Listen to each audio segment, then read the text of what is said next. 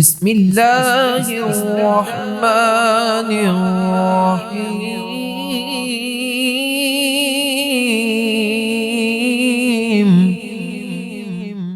لا يحب الله الجهر بالسوء من القول إلا من ظلم، وكان الله سميعا عليما. إن تبدوا خيرا أو تخفوه أو تعفوا عن سوء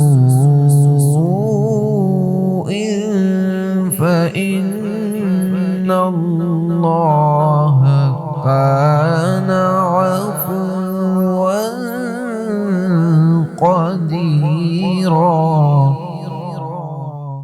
إن الذين يكفرون بالله ورسله ويريدون أن يفرقوا بين الله ورسله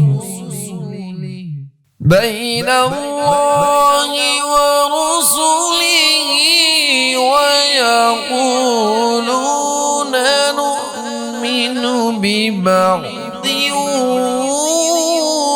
ونكفر ببعض ويريدون أن يتخذوا بين ذلك سبيلا. أولئك هم الكافرون حقا، وأعتدنا للكافرين عذابا مهينا. والذين آمنوا بالله ورسله ولم يفرقوا بين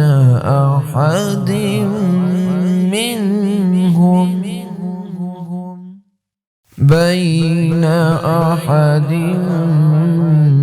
منهم أولئك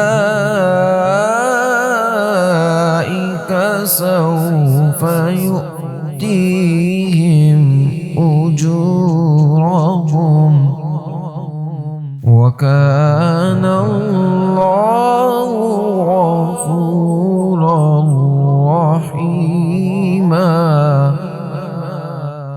صدق الله